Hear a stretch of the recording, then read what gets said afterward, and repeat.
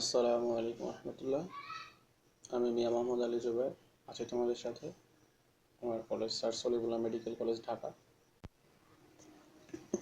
আমাদের আজকের পড়া হচ্ছে বায়োলজি সেকেন্ড পেপারের চ্যাপ্টার 1 পার্ট 2। তো আমরা প্রধান প্রধান পর্বের যে প্রথম 4টি পর্ব রয়েছে সেই 4টি পর্ব নিয়ে আজকে আমাদের ক্লাসে আলোচনা করব। তো আজকে আমরা পড়ব পরিফেরা পর্ব থেকে শুরু করে প্রথম 4টি পর্ব। তো পরিফেরা পর্বের প্রথমে আমরা দেখব পরিফেরার নাম হচ্ছে ছিদ্রাল প্রাণী। পরিফেরার যে পোর আছে, এই পোর শব্দের অর্থ হচ্ছে ছিদ্র। এখন এদেরকে স্পঞ্জ নামেও ডাকা হয়। দেখো সবগুলোর নাম শেষেই sponge, sponge, sponge, sponge, sponge এবং স্পঞ্জ, সবগুলো নামের সাথে স্পঞ্জ আছে। তো আমরা এই পর্বের প্রাণীদের বৈশিষ্ট্যটা মনেও রাখবো স্পঞ্জ দিয়ে।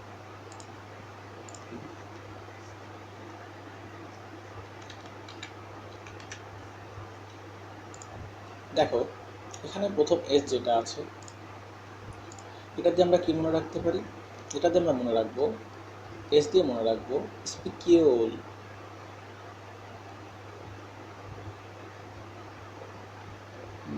স্পিকিউল মনে রাখবো এবং স্পঞ্জেন মনে রাখবো, স্পঞ্জোসিল মনে রাখবো। তো আমরা সকলে জানি স্পাইক মানে কাঁটা।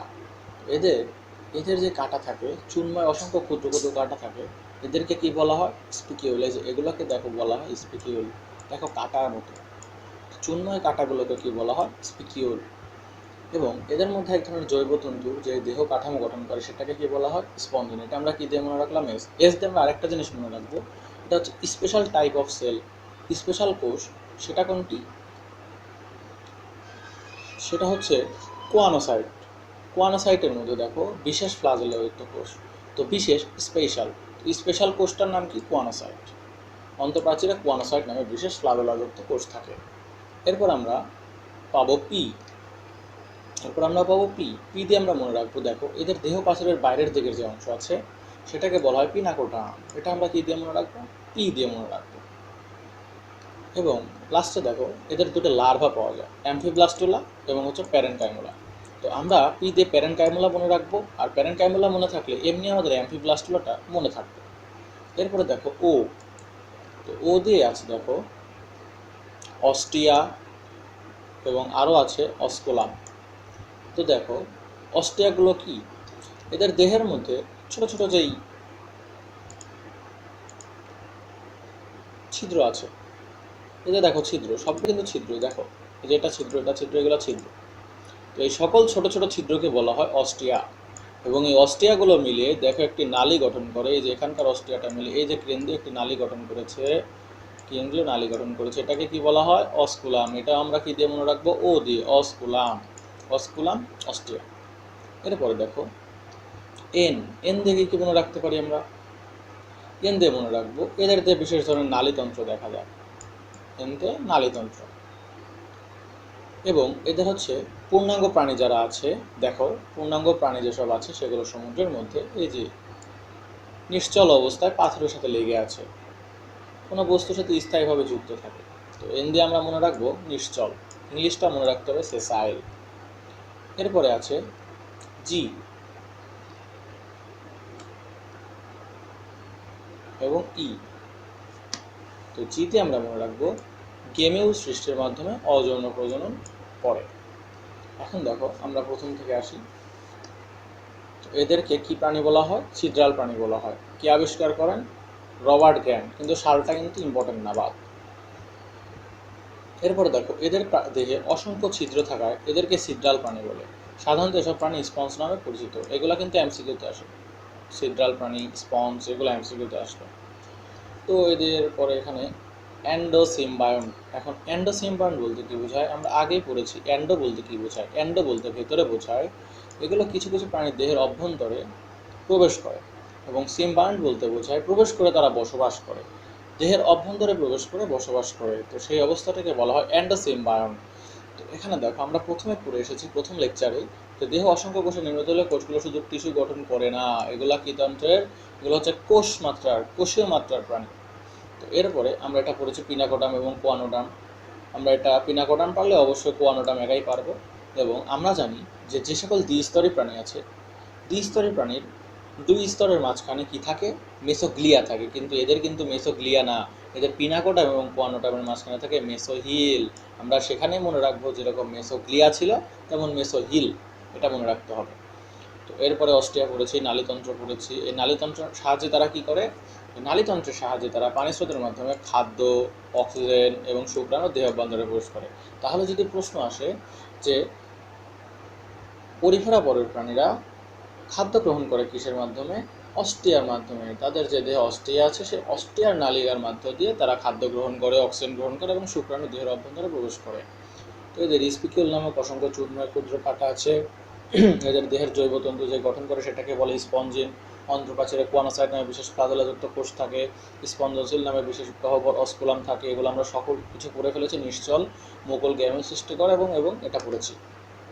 তো এগুলো কিন্তু তোমাদের সৃজনশীলে চলে আসে, আর এমসিকিউতে কিন্তু সবসময় থাকে। তো এখান থেকে আমাদের বৈজ্ঞানিক নামগুলো কোনটা কোনটা মুখস্থ করতে হবে। এই যে সাইফা জিলাটিনোসাম, এটা মনে রাখতে হবে অবশ্যই। তারপর স্পঞ্জিলা পরিফেরান্স। তোমরা যখন সৃজনশীলগুলোতে প্রশ্ন আসবে তখন তোমরা যদি দুটো করে উদাহরণ দিতে পারো তাহলে কিন্তু স্যাররা অনেক খুশি হয়ে যান। এরপরের পর্বে আমরা চলে যাই, এটা হচ্ছে নিডারিয়া। দেখো, নিডারিয়া পর্ব কিন্তু আমরা আগেও অনেক কিছু শিখে এসেছি। কী শিখে এসেছি? নিডারিয়া পর্বের দেখো টিস্যু মাত্রা, এটা কিন্তু আমরা আগেও শিখে এসেছি। এটা হচ্ছে কোষ টিস্যু মাত্রার প্রাণী। এরা বহুকোষীয় অরীয় প্রতিসাম্যতা আমরা শিখে এসেছি, অরীয় প্রতিসাম্যতা। এরপরে আমরা জানি দেহ প্রাচীর দ্বিস্তরিক কোষ প্রাচীর, এটাও পড়েছি। দ্বিস্তরিক কি বলা হয়? ডিপ্লোব্লাস্টিক। এবং বাইরের যে স্তরটা থাকে সেটাকে কি বলা হয়? অ্যাপিডার্মিস, এবং ভেতরের স্তরটাকে বলা হয় অ্যান্ডোডার্মিস বা গ্যাস্ট্রোডার্মিস। তো গ্যাস্ট্রোডার্মিস কেন বলা হয়? কারণ এদের খাদ্যটাও এই অ্যান্ডোডার্মিসের মধ্যেই হজম হয়। তো উভয় স্তর মধ্যবর্তী স্থানে যে আঠালো জেলির নেই অকোষীয় স্তর থাকে সেটাকে কি বলা হয়? মেসোগ্লিয়া। অনেক সময় কিন্তু শিক্ষকরা মেসোগ্লিয়ার সংজ্ঞা দিয়ে দেন। তো সেখানে আমরা কি উত্তর দিব? যে দ্বিস্তরী প্রাণীর অ্যাক্টোডাম এবং অ্যান্ডোডামের মধ্যবর্তী যে আঠার ন্যায় আঠালো জেলির ন্যায় অকোষীয় স্তর থাকে, একে কি বলা হয়? মেসোগ্লিয়া। তাহলে আবার বলি, দ্বিস্তরী প্রাণীর অ্যাক্টোডাম এবং অ্যান্টোডামের মধ্যবর্তী যে আঠালো জেলির ন্যায় অকোষীয় স্তর পাওয়া যায় তাকে বলা হয় মেসোগ্লিয়া। এরপরে নেমাটোসিস্ট এবং নিডোসাইট, এটা একটু পরে বোঝাই। তো এরপরে সিলেন্টরন, পরিপাক সংবহন তন্ত্র। এখন দেখো তোমাদের যেটা ঝামেলা হয় এখানে এসে যে বহুরূপিতা দেখা যায়, এখানে বলা আছে পলিপ এবং মেডুসা দশা। এর আগেও আমরা গত লেকচারে এই সম্পর্কে জেনেছি। তো পলিপ এবং মেডুসা দশা, তো পলিপ এবং মেডুসা দশা কি? এটা হচ্ছে দ্বিস্তরী প্রাণীদের বা নিডারিয়া পর্বের প্রাণীদের একটি বৈশিষ্ট্য। পলিপ দশা, এই পলিপ দশা হচ্ছে স্থবির, এরা নড়াচড়া করতে পারে না, এরা হচ্ছে নড়াচড়া করতে পারবে না। এবং মেডুসা দশা যেটা আছে সেটা মুক্ত, সেটা নড়াচড়া করতে পারে। এবং আমরা দেখো এখানে লেখা আছে পলিপ স্থবির এবং অযৌন জননক্ষম এবং মেডুসা দশা মুক্ত। তো আমরা এটা মনে রাখবো কিভাবে? দেখো, মেডুসাতে ম আছে, মুক্ততে ম আছে। আবার পলিপ আমরা জানি প্যারালাইসিস।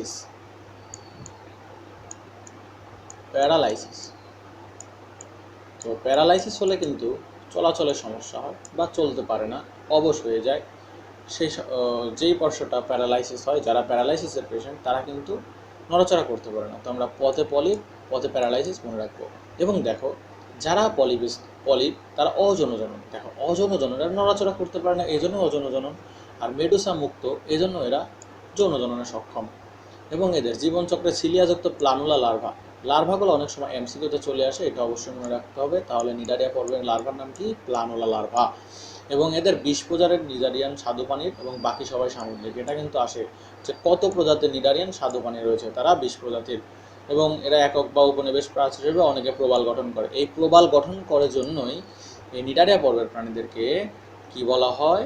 এদেরকে বলা হয় সমুদ্রের ফুল। নিডারিয়ার পর্বের প্রাণীদের সমুদ্রের ফুল বলা হয়। এদেরকে বলা হয় পৃথিবীর অন্যতম রত্নভাণ্ডার। এদেরকে বলা হয় সমুদ্রের রিচ ফরেস্ট বা বাড়ি বন। আচ্ছা, তো এদের মধ্যে যে জেলিফিশ নিডারিয়া মুক্ত সাধারণ সদস্য, এটা আমাদের অবশ্যই মনে রাখতে হবে। এবং এদের পৃথিবীর প্রবাল প্রাচীরগুলো সামুদ্রিক প্রজাতির 25% বাস করে। কারা? নিডারিয়ানরা। তো আমরা যেটা রেখে দিয়েছিলাম সেটা হচ্ছে নেমাটোসিস্ট এবং নিডোসাইট। সিস্ট অর্থ কি? সিস্ট অর্থ হচ্ছে কোষ। তো তো এই যে সিস্ট অর্থ থলে, সিস্ট অর্থ থলে এবং সাইট অর্থ হচ্ছে কোষ। তো এই যে নিডোসাইট একটা কোষ আছে, এই নিডোসাইট কোষের মধ্যে এই যে থলির ন্যায় যে অংশটা দেখা যাচ্ছে সেটা হচ্ছে নেমাটোসিস্ট এবং এই পুরো কোষটাকে কি বলা হয়? নিডোসাইট। এই যে এদের এই নিডারি আন্ডার এই যে এখানে একটা কাটার মতো অংশ আছে, এটাকে বলা হয় নিডোসিল।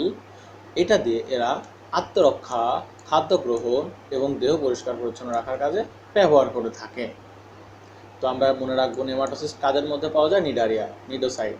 নতে নিডারিয়া, নতে নেমাটোসিস্ট, নতে নিডারিয়া, মনে থাকবে অবশ্যই। এরপরে আমরা চলে আসি এদের উদাহরণ দেখো, আমরা কিন্তু পড়েছিলাম যে টটোনিম কি। যে সকল প্রাণী গণ এবং প্রজাতির নামে তাদেরকে বলা হয় টটোনিম। এখানেও কিন্তু একটা টটোনিমের উদাহরণ পাওয়া যাচ্ছে, নীলবোতাম, পর্পিতা এবং মেট্রিডিয়া সিনাইল, সাগর কুসুম, এটা কিন্তু এমসিকিউতে আসে। এবং জেলিফিশের যে বৈজ্ঞানিক নাম অরেলিয়া অরিটা। আচ্ছা, আমি এখানে তোমাদেরকে লিখে দিই যেহেতু এখানে লেখা নাই।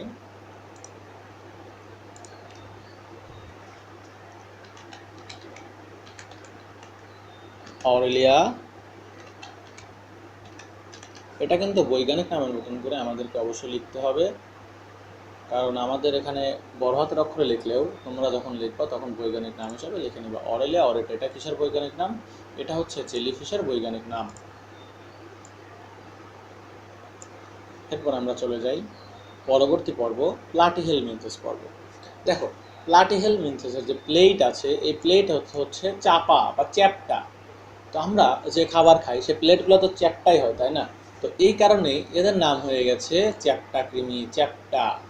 তো প্লাটিহেলমিনথেস হচ্ছে চ্যাপ্টা কৃমি এবং এরপরে আমরা যেটা পড়বো সেটা হচ্ছে নেমাটোডা বা নেমাথেলমিনথেস, সেটা হচ্ছে গোলকৃমি। সেটা কি?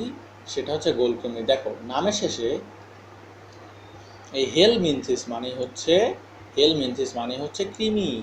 এখানে প্লাটিহেলমিনথেস মানে চ্যাপ্টা কৃমি। এরপরে যখন দেখবা এখানে দেখো নেমাথেল, এই যে হেলমিনথেস মানে কিন্তু কৃমি। তো এরপর আমরা আসি প্লাটিহেলমিনথেস পর্বে আমরা আগেই পড়ে এসেছি এরা হচ্ছে ত্রিস্তরী প্রাণী এবং টিস্যু অঙ্গমাত্রার প্রাণী, এদেরকে চ্যাপ্টা কৃমি বলা হয়, উপর থেকে পড়লাম। এরপরে আমরা আসি এরা কোথায় বসবাস করে। অধিকাংশ চ্যাপ্টা কৃমি মানুষ এবং অন্যান্য প্রাণীদেহে অন্তঃপরজীবী হিসেবে বাস করে। আমরা কিন্তু পরজীবীর সংজ্ঞাটা আগে জেনেছি এবং অন্তঃপরজীবী অর্থাৎ ভেতরে অবস্থান করে, দেহের ভেতরে অবস্থান করে। তো প্লাটিহেলমিনথেসের বৈশিষ্ট্যটা আমরা কি দিয়ে মনে রাখবো? আমরা প্লাটিহেলমিনথেসের বৈশিষ্ট্য, এর নাম প্লাটিহেলমিনথেস দিয়েই মনে রাখবো। কিভাবে মনে রাখবো? দেখো, এই যে পি দিয়ে এদের যে দেহের মধ্যে যে ফাঁকা স্থানগুলো প্যারেনকাইমা নামক যোজক টিস্যু বা মেসেনকাইমা পূর্ণ থাকে। এরপরে এরা, আমরা প্রথম থেকে আসি আবার, এরা হচ্ছে টিস্যু অঙ্গমাত্রার প্রথম ত্রিস্তরে প্রাণী। এটা আমরা আগেই পড়েছি। দ্বিপার্শ্বে প্রতিসমতার মধ্যে আমরা পড়ে এসেছি, ফিতার মতো পৃষ্ঠ হবে অঙ্কিত। দেহ ছিলিয়াযুক্ত এপিডার্মিস অথবা কিউটিকল। সিলিয়াযুক্ত এপিডার্মিস, সিলিয়া বলতে কি বোঝায়? সিলিয়া বলতে সাধারণত অবশিষ্ট যেই অংশগুলোকে বোঝায়, যেরকম অংশ যেগুলোকে সিলিয়া বলা হয়। তো সিলিয়াযুক্ত কোষ, এটা একটা সিলিয়াযুক্ত কোষ হয়ে গেল।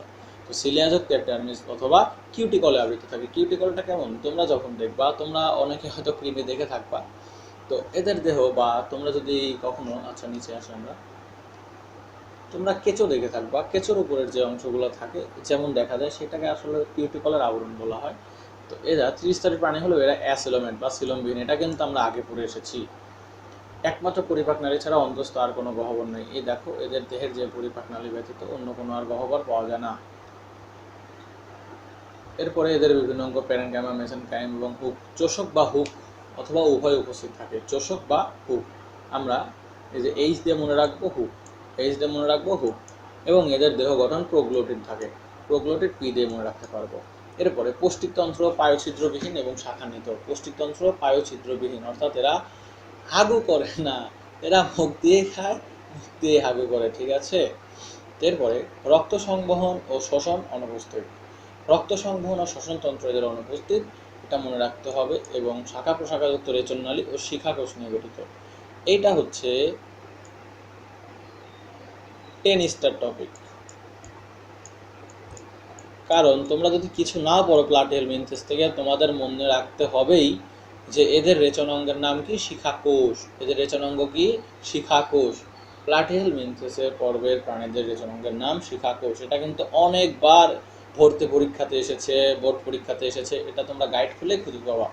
তো এরা মুক্তজীবী, এম দিয়ে মনে রাখবো মুক্তজীবী, প্রজনন যৌন প্রকৃতির, এবং এরা উভলিঙ্গ, হিজড়া। তো এরপরে আমরা যাই হচ্ছে লার্ভা দশা। কিছু লার্ভা আছে, রেডিয়া, সার্কারিয়া, স্পোরোসিস, সিস্টিকার, সার্কাস। এটা আমরা মনে রাখবো। এখানে কী কী উদাহরণ মনে রাখবো? যকৃতকর্মী, ফ্যাসিওলা হেপাটিকা, এটা হচ্ছে অনেক ইম্পর্টেন্ট একটা টপিক, এটা অনেক ইম্পর্টেন্ট কোশ্চেন। এরপরে মনে রাখবা টেনিয়া সোলিয়াম, শুকরের ফিতাকৃমি কোনটা? Taenia solium. এবং মানুষের রক্তকৃমি কোনটি? সিস্টোসোমা ম্যানসনি। মানুষ ম্যান, দেখো নামের মধ্যে ম্যান আছে, মানুষ ম্যান। সিস্টোসোমা ম্যানসনি, এটাও কিন্তু আসে, এটা মেডিকেল রিলেটেড একটি পড়া, বিভিন্ন সময় ভর্তি পরীক্ষায় চলে আসে। এরপরে আমরা চলে যাই আজকে আমাদের লাস্ট টপিক নেমাটোডাতে। তো নেমাটোডা পর্ব দেখো আমরা আগে আলোচনা করেছি, নেমাথেলমিনথেস অর্থ হচ্ছে গোল কৃমি।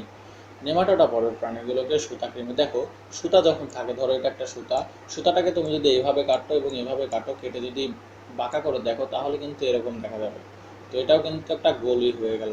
তো এই জন্য এদেরকে সুতাকৃমি বা গোলকৃমি নামে পরিচিত। এবং এগুলো যে অঙ্গতন্ত্র মাত্রা, এগুলো আমরা আগের লেকচারেই পড়ে এসেছি। এবং এরপরে আসি দেহ নলাকার, দ্বিপার্শ্বীয় প্রতিসম, এটা আমাদের পড়া। উভয় প্রান্ত ক্রমশ আনুবীক্ষণের থেকে শুরু করে 1 মিটার পর্যন্ত হয়ে থাকে। এই প্রাণীরা সুডোসিলোমেট। এটা কিন্তু অনেক ইম্পর্টেন্ট। সুডোসিলোমেট আমরা এর আগেও দেখে এসেছি, এখনও দেখতেছি যে সুডোসিলোমেট কোন পর্বের প্রাণীরা? নেমাটোডা পর্বের প্রাণীরা হচ্ছে সুডোসিলোমেট বা অখণ্ডায়িত। এবং এদের দেহ ইলাস্টিন নির্মিত, অকোষীয় এবং পুরো প্রতিরোধক্ষম কিউটিকল। আমরা কিন্তু এর আগেও পেয়েছি কিউটিকল। তো কিউটিকল কোথায় কোথায় পাওয়া যায়? কিউটিকল কিন্তু আমরা আগেও প্লাটিহেলমিনথেসের মধ্যে পেয়েছি, এবং এখানে আবার কোথায় পেলাম? নেমাটোডার মধ্যে আমরা কিউটিকলের কথা পেয়েছি। এবং এদের দেহ প্রাচীরে শুধু অনুদৈর্ঘ্য পেশি থাকে, বৃত্তাকার পেশি থাকে না। এদের দেহ প্রাচীরে শুধু এরকম অনুদৈর্ঘ্য থাকে, কোনো প্রকার বৃত্তাকার পেশি থাকে না। এরপরে দেখো পোস্টিনালী সোজা শাখাহীন। দেখো এদের পোস্টিনালীটা কেমন? এই যে এই বরাবর চলে আসে, একদম বরাবর মাঝখান বরাবর চলে আসে, এটা একদম সোজা এবং শাখাহীন, কোনো প্রকার শাখা তৈরি করবে না, একটা বরাবর। এবং পায়ে পর্যন্ত প্রবাহিত। আমরা কিন্তু এর আগে দেখেছি যে যেখানে নেমাটোডা ছিল, প্লাটিহেলমিনথেস ছিল, এদের কিন্তু পায়ে ছিদ্র নেই, কিন্তু এদের পায়ে পর্যন্ত, নেমাটোডা পায়ে পর্যন্ত বিস্তৃত। এসব প্রাণীকে নলের ভেতরে নল, খুব ইম্পর্টেন্ট কোশ্চেন, নলের ভেতরে নল বা টিউব ধরনের গঠন দেখা যায়। তো নলের ভেতরে নল বলতে কি বোঝায়? এই যে এটা একটা প্রাণী, এটা হচ্ছে যদি নেমাটোডা পর্বের একটি প্রাণীকে গোলভাবে কাটা হয়েছে, তো এটা হচ্ছে এর দেহের বাইরের প্রাচীর। এবং এই যে মাছের যে গোল ইয়াটা দেখতেছো, এটা হচ্ছে এদের পৌষ্টিক নালী। তো আমরা এর আগেই পড়েছি এদের পৌষ্টিক নালী সোজা এবং শাখাহীন। তো দেহের বাইরে একটা নালী, ভেতরে আর একটা নালী। তো নলের ভেতরে নল, যদি এটা আমরা এভাবে কল্পনা করি, এটা একটা টিউব হলো, তো এটা এর একটা বাইরের প্রাচীর, এবং এর ভেতরে যেটা আছে এটা হচ্ছে এদের পৌষ্টিক নালী। তো দেখো বাইরেও কিন্তু একটা নল গঠন করলো, আবার ভেতরে একটা নল গঠন করলো, ঠিক আছে না? তাহলে কি হলো? নলের ভেতরে নল ধরনের গঠন। প্রশ্ন কিন্তু আসে যে নলের ভেতরে নল গঠন কোথায়, কোন ধরনের প্রাণীতে পাওয়া যায়? তখন আমরা কি অ্যান্সার করব? তখন আমরা অ্যান্সার করব নেমাটোডা পর্বের প্রাণীরা। এবং মুখছিদ্র সাধারণত বৈশিষ্ট্যপূর্ণ ওষ্ঠে, শোষণতন্ত্র এবং সংবহনতন্ত্র অনুপস্থিত, এটা প্লাটিহেলমিনথেসেও ছিল। অধিকাংশ প্রাণী একলিঙ্গ, এর আগে ছিল উভয়লিঙ্গ। প্লাটিহেলমিনথেস ছিল উভয়লিঙ্গ, নেমাটোডা একলিঙ্গ, যৌন দুর্বলতা, সেক্সুয়াল ডাইমরফিজম দেখা যায়। এখন সেক্সুয়াল ডাইমরফিজম জিনিসটা কি? একই প্রজাতির স্ত্রী ও পুরুষ সদস্য বর্ণ, আকার, আকৃতি, গাঠনিকভাবে পৃথক হলো। আমরা যদি একটা প্রাণীকে দেখেই বুঝতে পারি যে হ্যাঁ এই প্রাণীটা আসলে, এই প্রাণীর এই সদস্যটি ছেলে এবং এই সদস্যটি মেয়ে, তাহলে কিন্তু আমরা এখানে যেরকম আছে দেখো, এই চিহ্ন দ্বারা পুরুষ বোঝায়, এই চিহ্ন দ্বারা নারী বোঝায়। তো এটা আমরা দেখেই বুঝতে পারতেছি যে এটা পুরুষ, এটা নারী। তো এখানে আমরা যে সকল প্রাণীকে দেখে আলাদা করতে পারি যে কে ছেলে কে মেয়ে, তো সেই সকল প্রাণীর মধ্যে যৌন দ্বিরূপতা দেখা যায়, এই সংজ্ঞাটাও আসতে পারে। এবং জীবনচক্রে যে র্যাবডিটিফর্ম এবং মাইক্রোফাইলেরা লার্ভা দেখা যায়, অলরেডি মেডিকেল একবার এসেছে, তোমাদের এমসিকিউতে আসতে পারে, অনেক ইম্পর্টেন্ট কিন্তু এটা। তো এখান থেকে আমরা কোন কোন বৈজ্ঞানিক নাম মনে রাখবো, দেখো আমরা যখন টটোনিম পড়েছিলাম তখন কিন্তু লোয়াটা পড়েছিলাম, তো এটা কিন্তু অবশ্যই মনে রাখতে হবে। চোখ কৃমি, দেখো চোখের মধ্যে কৃমি হয়েছে। এবং কেচর বৈজ্ঞানিক নাম, এটা 5 স্টার টপিক, এটা অবশ্যই মনে রাখতে হবে। সেলিব্রিটি টপিক এটা একটা। অ্যাসকারিস লুম্ব্রিগয়েড, যেটা কিন্তু তোমাদের বায়োলজি ফার্স্ট পেপারের প্রথম অধ্যায়ে দেওয়া আছে, অ্যাসকারিস মেগালোসেফালাস। তো ওখানে বড় মাথাওয়ালা কৃমিগুলোকে বোঝানো হয়েছে, এখানে দেওয়া আছে অ্যাসকারিস লুম্ব্রিগয়েড, যেটা হচ্ছে গোল কৃমি বা কেঁচো কৃমি। এবং এখানে এই যে গোদরোগের কৃমি উইচেরিয়া ব্যানক্রফটি, তোমরা যারা ঢাকাতে থাকো তো তোমরা হয়তো দেখবা যে ফার্ম গেটের আশেপাশে যখন আগে ফুটওভার ব্রিজ ছিল তখন দেখতা যে নিচে অনেক মানুষ বসে থাকতো যাদের একটা পা অনেক বেশি ফোলা এবং একটা পা স্বাভাবিক। তো এদের এই যে পাটা অনেক বেশি ফোলা থাকে, তো এটার কারণ কিন্তু এই গোদরোগের কৃমি। সেই রোগটাকে কিন্তু বলা হয়, পা ফোলার যে রোগ এটাকে কিন্তু বলা হয় গোদরোগ। তো গোদরোগের যে কৃমি এটার বৈজ্ঞানিক নাম হচ্ছে উইচেরিয়া ব্যানক্রফটি। তো সকলকে ধন্যবাদ আমার আজকের ভিডিওটা মনোযোগ দিয়ে দেখার জন্য। পরবর্তী ভিডিওগুলো আরও মনোযোগ দিয়ে দেখার জন্য সকলকে